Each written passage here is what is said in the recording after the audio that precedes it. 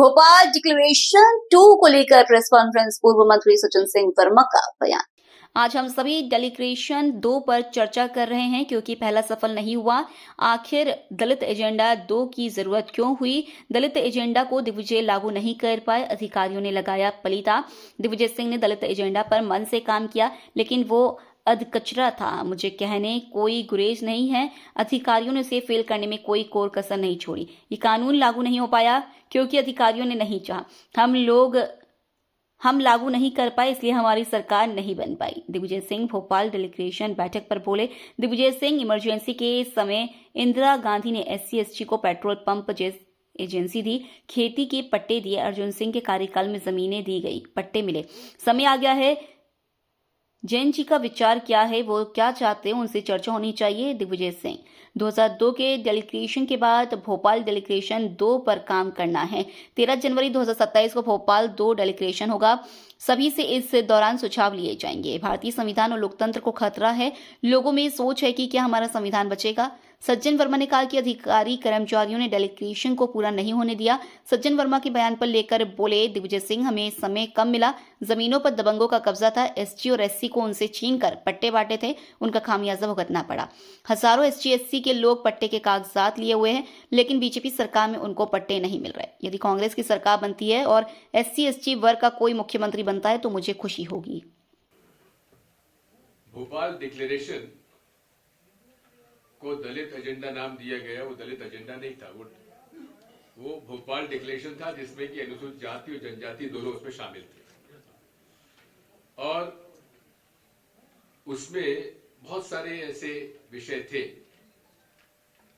जिसका मूल उद्देश्य ये था कि 2002 में अनुसूचित जाति जनजाति के बच्चे जो लिख पढ़ के नौकरी लायक हो गए थे, सारा बैकलॉग भरने के बाद भी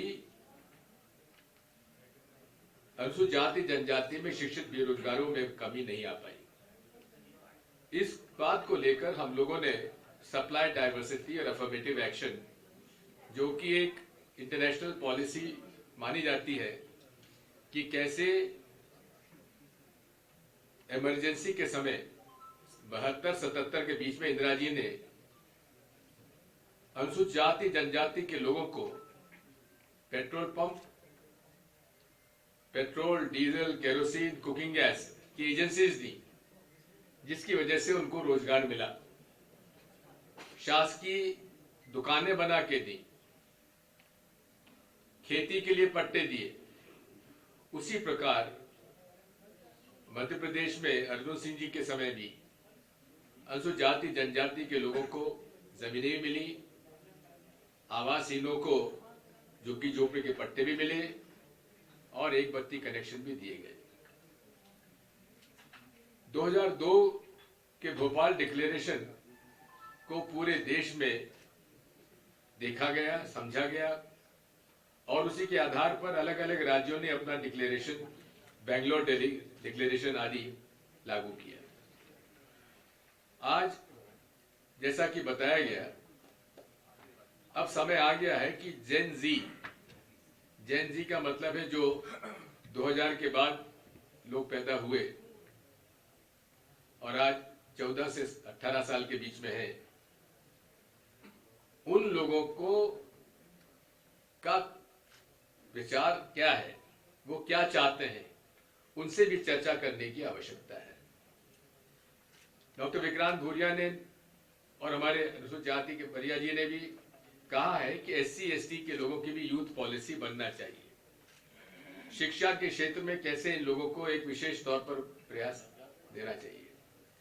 शासकीय खरीद में शासकीय खरीद हजारों करोड़ की होती है, उसमें कैसे इनको आरक्षण हम लोगों ने दिया था 2002 से 2003 के बीच में। 1.5 साल के अंदर लगभग 150 करोड़ का सरकारी खरीद अनुसूचित जाति जनजाति के लोगों से हुई थी। इसी प्रकार हमने डिप्लोमा होल्डर्स, सिविल, इलेक्ट्रिकल और मैकेनिकल के और डिग्री होल्डर्स, उनको बिना टेंडर के भी हमने कॉन्ट्रैक्ट देना शुरू कर दिए थे, जिसकी काफी लोग इसमें शामिल हुए।